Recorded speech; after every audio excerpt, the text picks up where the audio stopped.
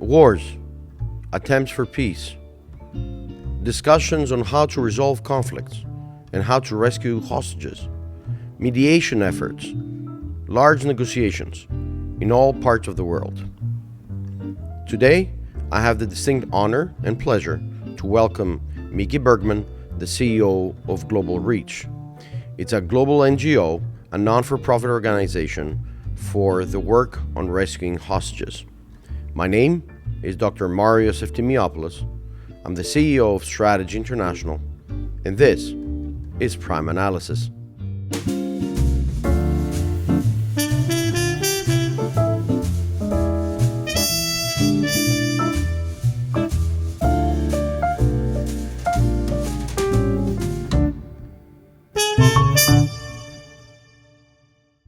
Dear Mr. Bergman, thank you very much for coming at another web series of Prime Analysis at Strategy International. Thank you for having me, Marius. Thank you very much. Once we started discussing about the importance of the experience, what I think that our audience will consider extremely important, I was thinking very much about, how did you end up into today's world, being the professional that you are and leading one of the most important, if you want, non-for-profit organizations here globally, I think. So one of the main questions that I had is how Mickey, the young person with a great vision, wanted to go into the world. So let's start with this. Well, first of all, I have to say, if you ask me as a young kid what I wanted to do, this is not any of the things that I thought that I will end up doing. Okay. I was born and raised mainly in Israel, and when you hit age of 18, you join the military, and I served for 6 years as a combat officer in the Israeli Defense Forces. This was in the 90s. Most of the time was in South Lebanon, and I think that through this experience, you can leave the military in one of two ways. You can leave the military all gun ho and saying like, oh yeah, this is how we do things, this is how we impact the world, or you can leave the military after 6 years realizing that violence, even though sometimes it feels like it's necessary, actually doesn't solve our problems. And that was really how I left my service. I came to the United States after 6 years in the military. I came chasing a girl. But it was a successful chase. She's my wife of 20 years. So that's a good story. And I came to the United States. I did my undergrad at UCLA, my graduate degree at Georgetown University, all international affairs and foreign service. And yet I thought that I'm going to end up working only on Middle East because that was my world. But out of graduate school, I had my first job was with something called the Clinton Global Initiative. When it just started, I was with the initial team. I was lucky enough to get on that one. And two things happened to me when I worked for the Clinton Global Initiative. The first one was that I saw that the world is bigger than the Israeli-Arab conflict. Who knew?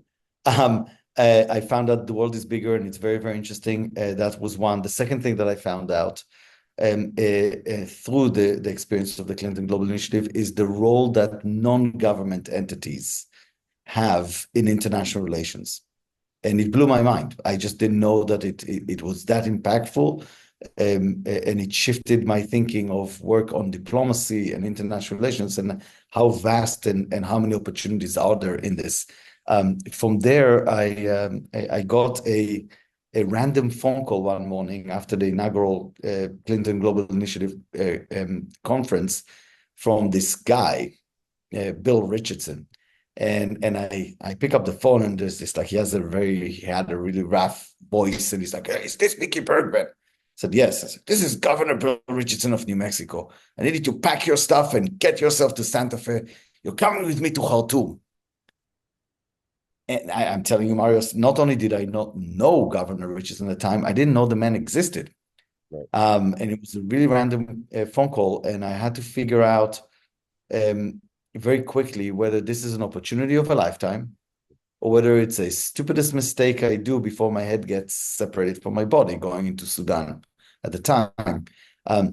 And I've decided, after consulting with some of my friends and colleagues at the Clinton Initiative, to go out of respect to Santa Fe, to meet with the governor, to have lunch with him, and then to very respectfully explain my background and bow out. And that was what I did. That was the agreement. I had lunch with the governor and the rest of the delegation, and then I pulled him aside and said, Governor, I need to know, not only am I Israeli, I was an officer in reserves at the time. I don't want to risk the mission. If I go to Sudan, things go bad. They can go really bad really quickly. And he just looked at me and he said, no, no, no, no, no. Mickey, I vouch for you. I told the Sudanese, I know you for 6 years. You're coming with me. If they have a problem with you, they have a problem with me. No, you're coming. And then he looked at me and he laughed. And he said, do you know what I'm famous for? I said, what is that? He says, I get people out of jail. So worst comes to worst, you spend a couple of months as a prisoner in Sudan. Think what it will do to your career. And he was laughing. And my wife tells the story that the next thing she hears is me on the phone with the jet engines behind saying, I have to go with this guy. And I went with him to Sudan. And that was my first experience in this type of work, seeing how, even though he was a governor, he was there as a private citizen at the request of the Save Darfur Coalition.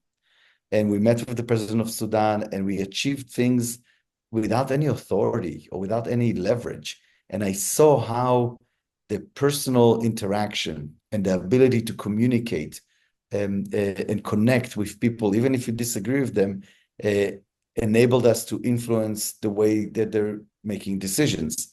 And that just blew my mind. And I came back, and I don't know if you or any of the listeners play golf, but the first time you go and play golf and you actually hit the ball well and it connects and you hear that great sound and it flies out, from that point on, you're hooked for the game for life.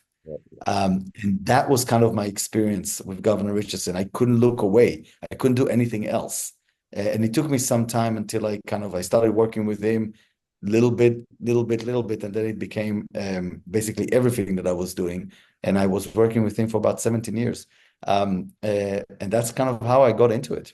I know that he was your mentor for many years in the field, and the idea, the mere idea that you got engaged with the international affairs, starting with Sudan, is extremely important.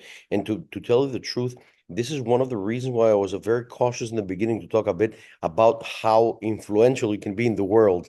I wanted also to avoid, if you want, the Middle East, considering that we had discussed about your background, and probably our audience would think, well, okay, they're going to talk about the Middle East. But brother, a bit more about Africa, about the Arab Peninsula, about Asia, and so on and so forth. So I presume that your studies influenced you so far, that led you to the Clinton Global Initiative. And from that point onwards, as you said, you got together with back then Governor Richardson, and you flew over to Sudan. And then things led one to another. And what were some of the most, if you want, interesting parts of your life? If you would put into milestones, I know that it's difficult, especially self-evaluating those milestones. But which one do you consider where you actually understood that you have to go on with a non-for-profit, you have to go with an entity, a legal entity that basically does more for the resolution of conflicts or the exchanges of people that are jailed for XYZ reasons? And I presume both the capability for legal background and understanding, I think in every country, which has a lot of differences, I presume, but also the capability of bringing a balance between people that talk with each other. What are those milestones, if I may ask? It's a great question. I think one of the significant early ones was actually part of my military service, and it doesn't matter where geographically it is. As that a part of the military service, I actually engaged with the population in which we were, in the country that we were at, and I've learned through that engagement, and I've seen that the violence and the resorting to violence, it doesn't come from hatred necessarily. It comes from a sense of people wanting and desiring very specific things for themselves and their families. And that is, part of it, of course, is their safety. Part of it is their economic prosperity. A big part of it is agency, knowing that they can control and they can decide for their lives. And with the hopes and the aspirations of having their families and their kids having better opportunities than they ever had. And that was a defining moment for me, because there's a commonality for that on humans everywhere with this. And so it became so clear to me that when it manifests itself in violence and hatred, is not necessarily the reason why it starts. There's other underlying reasons on which it's easy to get people motivated for violence and hatred. And we need to address those, and we need to deal with those. So that was the first thing for me, and that was at a young age and during a military service that I realized that. I think later on, I think another benchmark for that was actually my first trip with Governor Richardson to Sudan, and realizing that you can influence somebody else's behavior, not based on leverage, on tangible leverage, but much more on emotional leverage, on the value of personal relationships, of individuals, of characters, of the emotional, recognizing emotionally what you bring into the place, being able to control it, and then recognizing what the other side emotionally comes into a conversation, and how to manage that relationship. And I'll give you an example. When we were in Sudan and we were meeting, we met with the foreign minister. That was before meeting with the president, and we had an objective. We wanted a joint statement. That's the most you can get as a civilian in this, because it's not a signed agreement. That the president of Sudan declares on that statement a unilateral ceasefire that will allow the rebels at the time, this is in Darfur, to meet and to figure out their political opposition so they can negotiate with him. And we're sitting with the foreign minister of Sudan, and as we're sitting there, Calvin, who was the Governor Richardson's chief of staff, he walks in and he says, "Hey, Governor, here's a draft of the joint statement that I just received from the president's office." And he gives him a piece of paper, and you know how it is in the meeting. The foreign minister is talking, the governor is kind of reading that, and again, this was my first experience with him, and I see him, and he starts reading, and then he's like, "Minister, give me 1 second. I just need to react to my staff on this." And he says, and this is in front of everybody, and he starts very calmly. He's like, "Yeah, Calvin, look, I'm reading this. I'm not seeing what I need to see here." And he starts talking about specific things, but as he talks, his tone becomes higher and higher, and his aggressiveness becomes higher. He's getting more and more upset. But he's getting upset towards his own chief of staff, towards Calvin. And before I know it, he's yelling at him. And he said, "Calvin, this is terrible. There's nothing here. Might as well stay in Sudan. It's embarrassing. They'll kill me in the US if that's all I come back with. This is and he yells at him that way. And I'm thinking to myself, oh my God, poor Calvin. It's not his draft. And the foreign minister is kind of observing it. And then he turns around on his chair, and he picks up the phone, and he's kind of like talking. And at that moment, when the foreign minister is not paying attention, the governor looks at Calvin and goes like this. He winks at him, gives him that sign with a smile. And suddenly I realized what he was doing. He didn't like that draft. That draft was not what he wanted.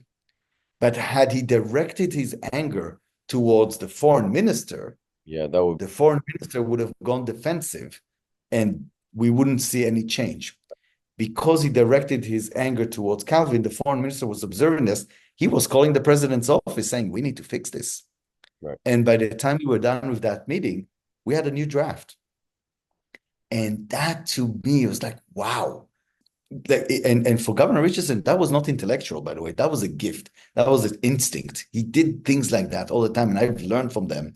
But that was one of those benchmarks and very anecdotal moments of that completely changed the trajectory of how I feel and think about international relations and how I feel about negotiations, the ability to influence events. So I think that's a second point. A third point for me, and I'm sorry if I'm going too long. I want to say it's probably when we brought back Danny Fenster, who was a young journalist from Detroit. We brought him back from Myanmar. And it wasn't the first release that we did that I was involved with. It was certainly not the last one. But there was something unique about that one because we worked on that one. We had to fight against the objections of our own government. They didn't want us to go to meet with the military leadership of Myanmar and secure the release of that. Not because they didn't want the guy home. They wanted him home. They just were worried that when we go there and we ask for him, that the leader of the military government in Myanmar will ask for something in return from the US government that the US government is not willing to give. And therefore they'll be cornered. But they couldn't say that to us. But once I understood it, and I know that that's not how we work, we went. And we went. We delayed for 2 months, but then we went. And over there, it was the first time, I think, for me, that I led 100% the strategy. And I studied the guy. And I looked for things about his personality, things that I can cling to, because we were going to have one meeting with him. Right. Only one meeting You do in order to make know how long it would take also, right? It might take 5, might take 10 minutes, might take an hour. Exactly. And I had that short of time to figure out how do I isolate the leader and the governor, give the governor the right advice of how to make emotional connection with this guy that he's never met before, enough for him to be willing to give us this journalist as a favor, because we had nothing to offer. Right. And we succeeded. And that was again a moment of probably one of the most joyous moments in this work, because as Marius, hopefully some of the people listening will read in the book that I wrote about this. Almost every single success comes with a cost, and comes with losses. Just like, by the way, every big loss has some little wins in it. You make it clear in your book from the very beginning, I think, that there is everything that you're doing, and that was made. Yeah, and I'll give you an example. Just like this last summer, the United States had a very major exchange with Russia, and some of these people that came back are people that I've worked on and failed for a long time. Paul Whelan, 5 years, came home. The jubilation, the happiness, the excitement that he's finally home. I couldn't enjoy it because there are still Americans that were left, and 4 of them are people that I work with their families very close to bring them home. And so while I'm so excited for Paul and for Evan to come home, I'm the target that gets all the phone calls from those who were left behind, the families, devastated. And all I have to say is that we're not going to stop until they come home too, but there's no way to console them. I mean, as you are talking, I'm building on 1,000 questions a minute here, but I'm going to try to sum them up. The first thing that comes to my mind, and you just made an introduction of it, but instead of going to first to the one you represent, and you're going to tell us a bit about your actual company, what it does, and mostly also your book, if you can. But one of the things that I always thought, I mean, the mediator, the term of a mediator, we commonly know mostly in the legal elements that we mediate legally, but you're not mediating legally. You're actually doing it politically. You're doing it for the sake of the families, whether they're, right or wrong. It doesn't really matter. You just want to bring them home. And that's very clear. But I want to ask you something very delicate. And if you want, you can answer. You're definitely a person who has a lot of feelings, not about the subject, but rather we're humans. We're influenced about the things that we see around us happening. And definitely you have seen sorrow, I've seen how destruction looks like, how war looks like, and so on and so forth. Has it ever affect you, or have you put mechanisms in yourself that actually, keeps away emotion? Because I know that this line of work, you have to keep emotions out, and especially if you meet, as you said, these cases, for example, where you had to, to talk very specific. And you mentioned at some point, I'm going to reiterate it, that you were involved in the recent exchanges of people between Russia and the United States, and that makes it big. So how do you keep your emotions intact? That's Yeah, so I think one of the biggest focuses, and that's also the actual reason why I wrote the book. Though I know the stories are great and I want to share them, but I really want the readers to come out of it and understand the importance of emotional intelligence. And with that, I mean self-awareness, and that's what you're talking about here, is being constantly in check of what are the emotions, where are you emotionally, and what is it that you're bringing into a conversation. Once you're aware of that, is also how to manage it and control it for yourself for the sake of your objective. And then, of course, as I mentioned before, knowing how to recognize the emotions that the other side is bringing, and knowing how to manage that relationship. And on that, the self-awareness is extremely hard. Some of it, maybe I was lucky enough to be born with the ability to kind of block different things. There are mechanisms that I use. I know this sounds silly. I run a lot. right, right. I run long distances. It's my release. It's my escape. The joke is that, oh, people who joke they're running away from something. Oh yeah, I'm running away from a lot of stuff when I run. Free, It clears my mind. or you're running And free of stuff. Just want to let it behind and just run on it. yeah, and but I also when I spend time with families, one of the reasons that I do what I do is because of the importance I see in empathy. And when you're empathetic and you listen and you sit with a family, and they're never short. These are long, heavy meetings, conversations, Zooms, in person, whatever it is, and you need to take a mental break afterwards. You need to be able to digest, because you're assuming a lot of their pain onto yourself. And it's interesting because different personalities deal with it very differently. So Governor Richardson, for example, he very rarely was willing to actually meet with the families. And the reason for that is because he knew that if he gets emotionally attached, it will impact his ability to make cold decisions when he needed on the spot. Right. For me, that connection is actually my driver, and because that's my kind of personality. So I yearn for that connection with families. It comes at a personal cost, but it's also the way I negotiate. And one of the biggest things for me is that all the big negotiation books were written by big personalities. Donald Trump, Chris Voss from the FBI, like all these things, and the books are fantastic, by the way. Like, like or not like the person who wrote them, the books are actually pretty good. How to negotiate, all these things, and if you read those books and you follow them, you can be really the best negotiator you could ever be if you are them. Yes. If you are them, and there are very certain type of personalities that write books, that are confident enough to write them. And that has, in my mind, it does two disservices to our community and our society. One, people who don't share the same personality, they try to imitate. They think, oh, he's a great negotiator, I'm going to imitate his personality. And then they betray genuinely who they are. Can I? And let me just because it's important for me. And when you're not authentic, people see it and you can fail.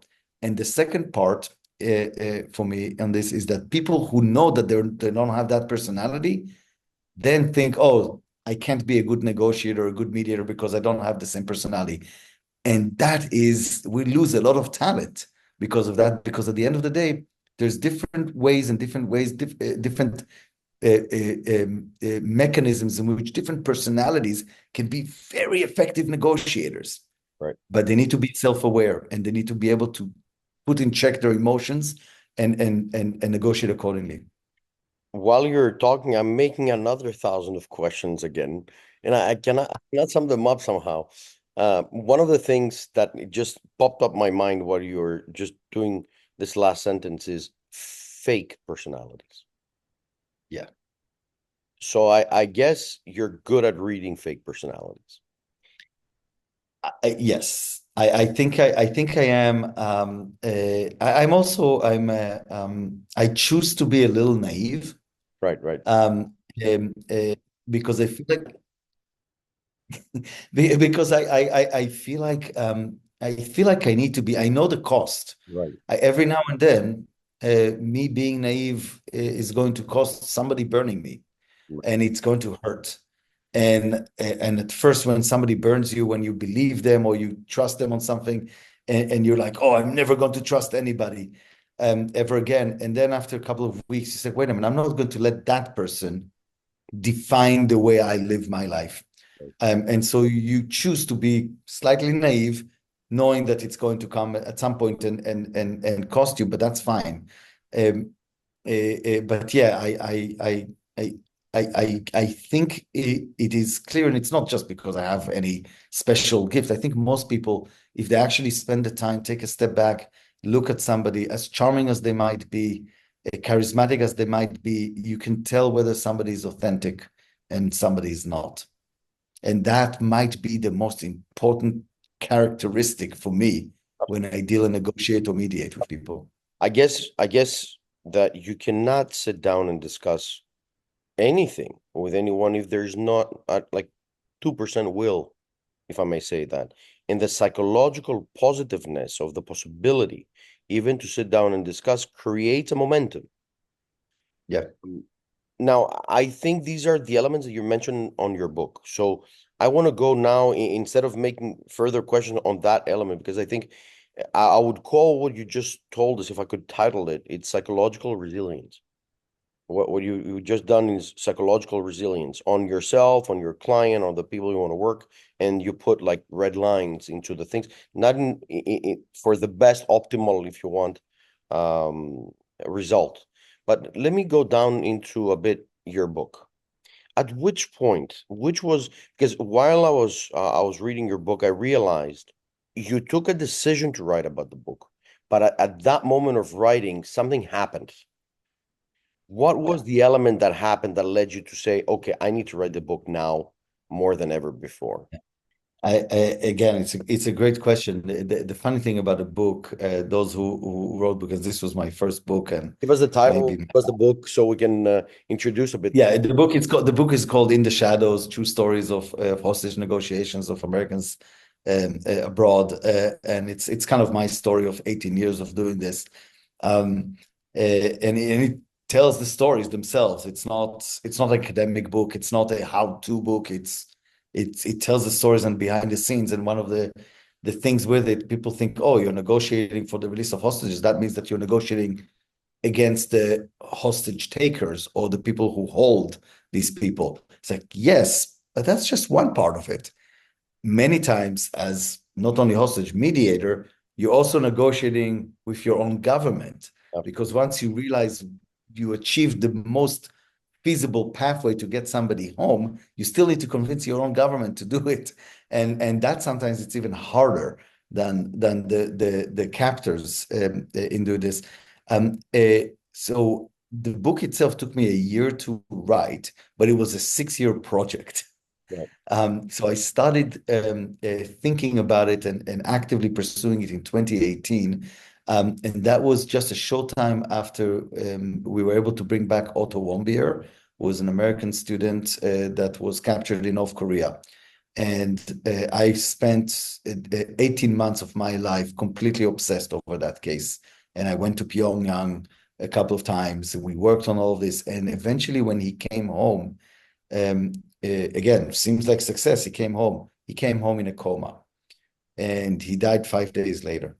It was one of the most devastating blows for me personally. And it's because even though I never met him except for when he came back in a coma for his last 2 days of his life, I knew his parents really, really well. I worked with them. I was in hell with them for this. And that was the time that I felt like, oh, I need to tell that story. I need people to understand that this is not about good and evil, that it's complex and that it's about human beings, and we need to do this. And I started kind of putting it together. And again, as you can tell from this, my objective was not to tell the real story of what happened behind. That was not the objective. That was a means for me to reach readers and talk about the complexities of the human experience from my perspective, and kind of shake that sense as a global society that we're in a period where we just believe that you're either good or evil, that you're either a villain or a hero. And in life, things are way more complicated. And as a society, when you divide to good and evil in a binary way, you end up in war. And I think that leads us to the next elements that I mean, I probably start to understand a bit. Sometimes the book doesn't say it all, but considering the amount of information that you have provided us so far with regard to personality, to the experiences, to the problems that you have seen, I guess that you're judging elements on war or all these things taking shape right now with a harder view. You are not an average policymaker. You are engaged in the field, and Yes. not in the field of war, but rather in the field that has shadows, hence the word shadow that you use. And that shadow, again, I'm taking those elements from your book. The shadow of understanding a family's needs, probably not need to understand why this person got caught, because you don't, it doesn't matter how they got caught. Well, it does matter a little bit because we're not that's important. Like, we're not in the business of getting But technically, criminals, rapists, and stuff like that out of jail. We do have an assessment of of this, course, but yeah, the technicality doesn't matter, as you you said. said it on good people. You said it yourself. Yeah, So we were talking yeah, good people, but yeah, these good people, and I guess there was also a movie, I think, at some point, with mediators and negotiators, that were trying to, if you want, point out to the world the importance of this job. This is the line of duty that usually is not seen. And as you correctly put, the way that they're coming back, the fact that this person died after 5 days, and I remember the case vividly because I was reading, it was all over the global news as well. In a time period that was shifting, things were shifting a lot. So allow me to go, if you want, to today's world. 2022, a lawful invasion of Russia into Ukraine.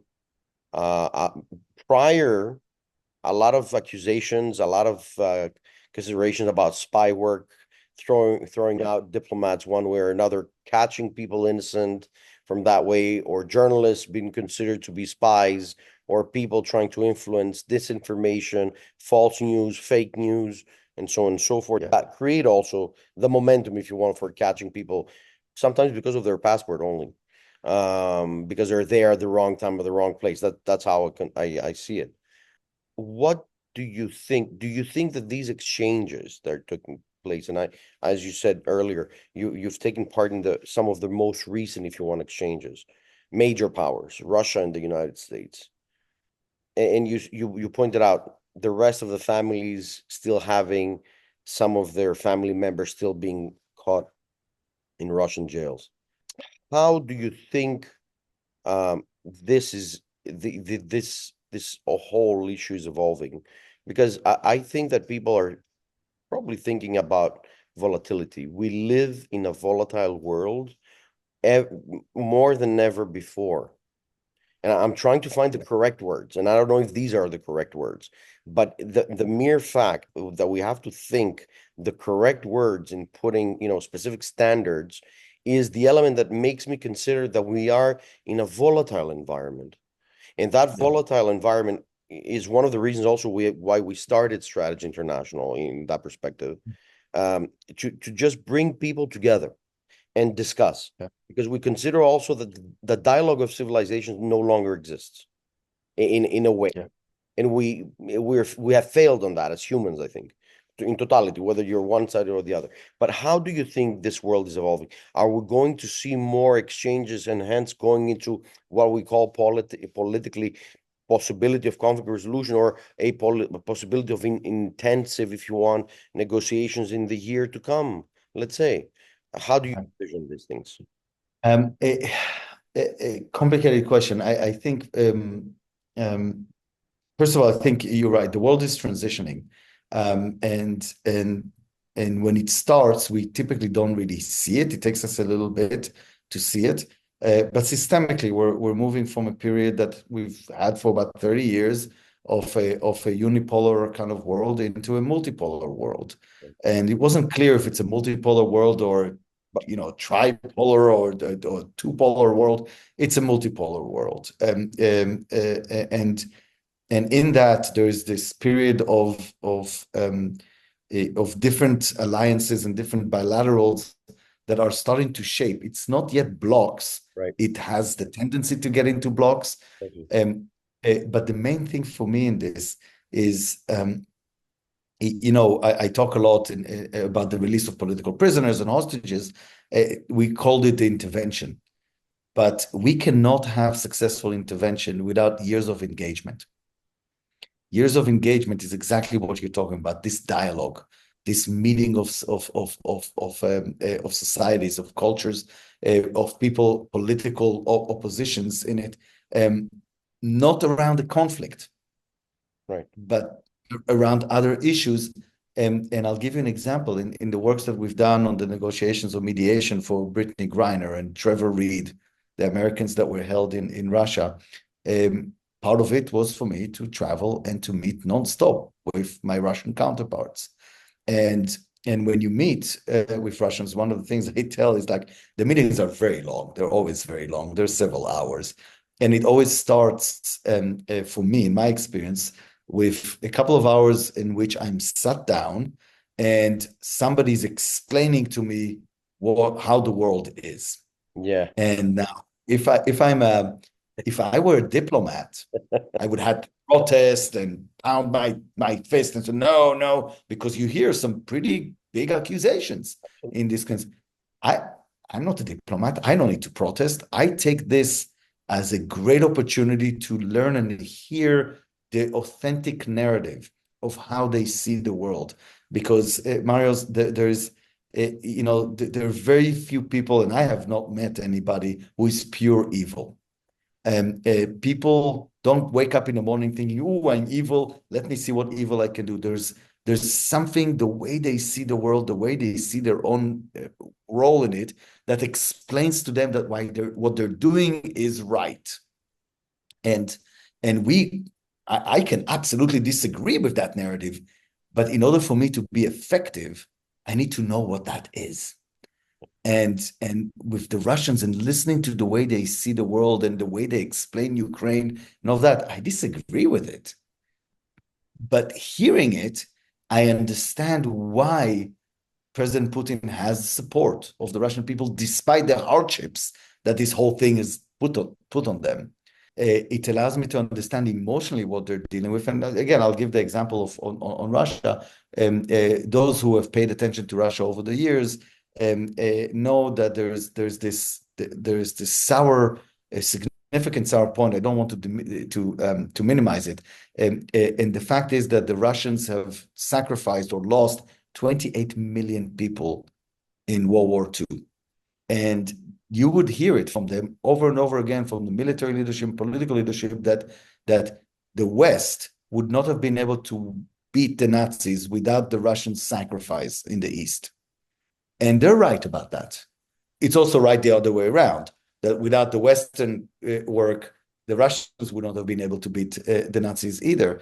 But from the Russian perspective, every time the West talks about World War II and defeating Nazism, they focus and celebrate the Western liberation of the camps in Normandy. Yes. There's no acknowledgement emotionally of the sacrifice that the Russian people has did, and we were allies.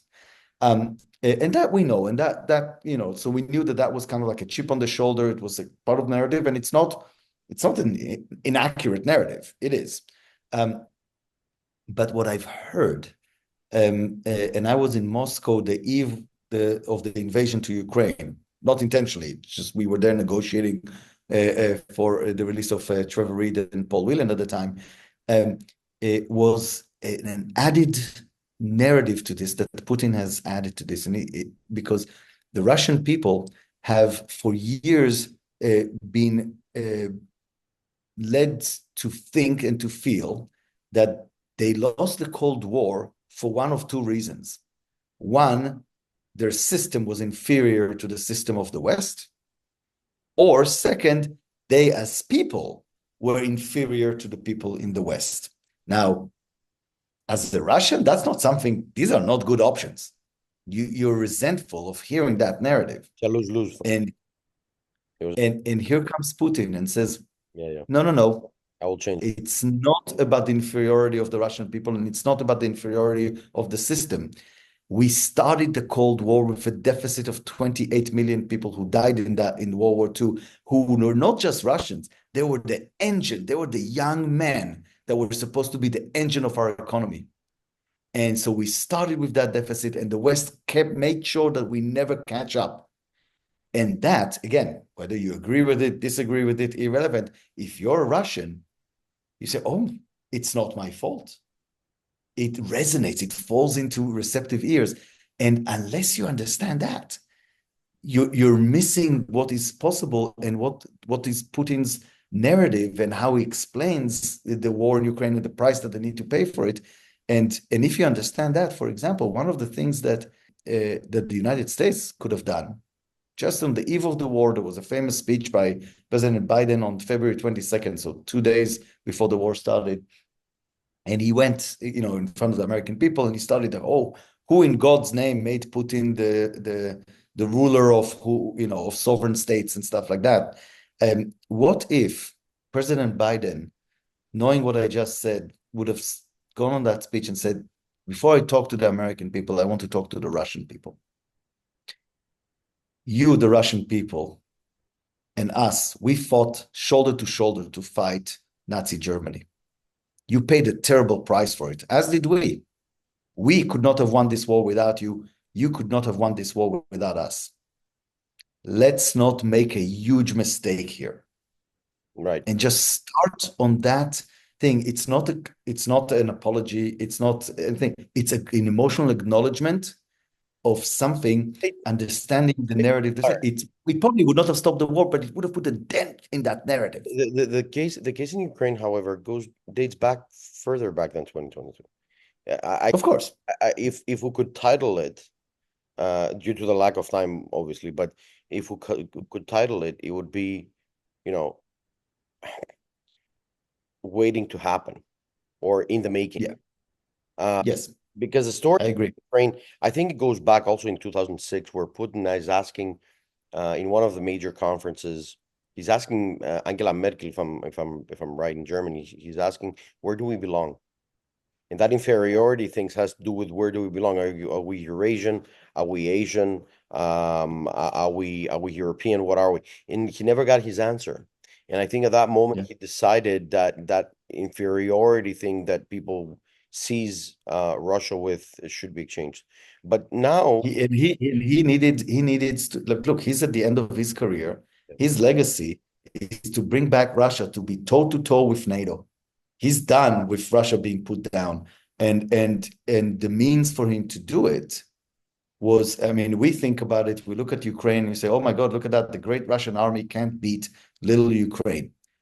Putin looks at it, it's not how he intended it, but Putin right now looks at it like, I'm fighting a NATO-backed country, and I'm not losing. Right. I'm equal. Right. This is extremely interesting. And I think we can go for hours, as you said. As the Russian experience has shown, you can go for hours discussing this. Yeah. Let me say the following. I will close with this if you want. That's up to you if you want to answer. Middle East, the Yeah. return of the Israeli hostages. And allow me to make an introduction to what I believe personally in order to make a statement, if you want, of purpose. I commonly say into, at least in the Greek audience, in the media outlets, I say with the following: Israel will not stop up until the hostages are released, because the hostages make the change on everything with regards to what has happened. The security apparatus was damaged. The security position on what Israel can provide to its own people, first and above all, was damaged. And the because this is hostages that have nothing to do, literally nothing to do with political affairs, have to be released. And I said a big question to me comes into what if, and that's even before they start releasing hostages or finding dead hostages. What if at some point the Israeli government comes out and says these hostages by majority are now deceased? What happens then? So two questions. I know they're not simple, but what do you do with the hostages? People have because now the bigger picture has been going, it's multiplying the hate element, the political element, the war is moving along, but the main question remains: where are the hostages, and how can the hostages come back? What do you think of this? I know it's delicate, and I know you might have some limitations into the capability of saying things, but I think you know, having said what you said, I think you're the person to give us a great detail on how you see things. Yeah, so beginning October 7th, and again, going back to the beginning of our conversation, I had to acknowledge that it was not a usual situation for me because I can't emotionally detach because I am Israeli. Originally, I'm American now. So I had to acknowledge that about myself. It's going to change the way I can negotiate or mediate with this. But we jumped in and we were heavily involved in the collective of entities and people who are working towards it. And we had to make our decisions based on very basic assumptions. Number one, Israel and Hamas cannot and will not communicate directly. So it had to be mediated. Bing, mediators. Number two, that there are four major countries in the region that can influence Hamas. None of them can control Hamas. It's important to remember that. People forget that, but they can influence them. That's Iran, it's Turkey, it's Qatar, and it's Egypt. None of them have any motivation to do favors to Israel, but at least two of them, Egypt and Qatar, have a vested interest in working and helping the United States. Therefore, our theory of return, which is like the pathway, the script that we build, the shortest way of the story of how a hostage come home, had to be three stages. One, we had to make it an American story and an American priority, because that will motivate the mediators. And two, once it was done and at the presidential level, then the mediators go to Hamas and solicit from them proposals of how to solve just the hostage part of it. This is before the invasion, even. And once they have that proposal, if it's even half decent, and they're never good, those proposals, they're never pretty, they're never good. But if it's half decent, then the American administration was to work with the Israeli government to make them as comfortable as needed in order to sign and implement and at least get the hostages home. And it worked so well for 54 days. So well. I know it's 54 days, it's a long time, but more than 100 hostages came back. That's unprecedented in that amount of time. And then it failed. And now I'm getting to answer your question. I've mediated between Hamas and Israel. This is not the first time. I've done the Gilad Shalit mediation in 2007, 2008. I've had my experience with Hamas. Again, I don't like what I'm going to say now, but Hamas has a very specific way of negotiating, and you can't change that. And you can avoid it, you can ignore it, but they still have something that Israel wants, and that's the hostages. And so in my calculation, as long as what is being proposed on the table is not existentially threatening the state of Israel, I would expect and push and try to convince the Israeli government to go for that agreement, knowing that the people that you make an agreement with are not respectful people. Right. And you know that they will violate terms of the agreement. So you do what you need to do to get your hostages back home, and then you're free to make a decisions as a country of what is the right path forward for you. Having said that, that is not necessarily where the Israeli prime minister is, because you're right. The fact that there are hostages held, there's 101 hostages that are still being held. We don't know how many are alive, how many are dead. That is such a deficit and a sense of loss and trauma in the Israeli society that it has to be resolved. Right. Without it, the Israeli society is going to tear apart in this, and so we need to do it. But we have a problem. We have a really tough two clients, Sinwar and Bibi Netanyahu. From Sinwar's perspective, look, dead Palestinian civilians actually helps his cause. It helps delegitimize Israel externally. Right. Whether the hostages are alive or dead doesn't really matter to him, because it's kind of like the physics experiment with a cat. You put a cat in a box and you seal the box and you wait a year. Until you open the box, you don't know if the cat is alive or dead. So you have to assume it's alive. That's how he thinks about, like, he lost motivation in keeping them alive. It doesn't matter to him. And third, while he doesn't want to die, he's not suicidal. He would choose death or martyrdom before compromising. It's kind of a fundamentalist thing. And so these are things that Israel has to contend. And you can say, oh, can't deal with him, bad, we're out of it. But he still has what Israel wants. And so you still need to deal with it. And then I think unburden yourself of the weight of the hostages, then you can make decisions.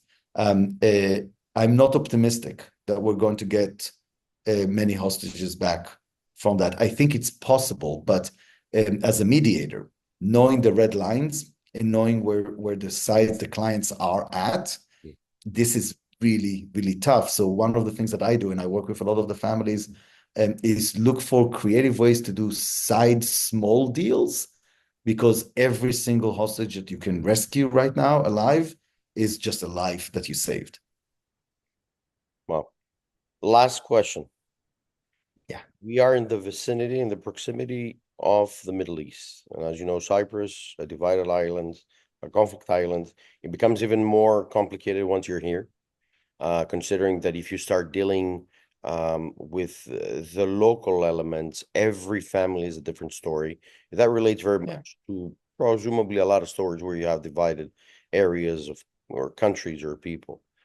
Nevertheless, I am of the feeling that Cyprus, due exactly to its proximity and because of its history, modern or old, can play a pivotal role to negotiations. What's your intake on this? I think your instinct on this and your analysis is absolutely right.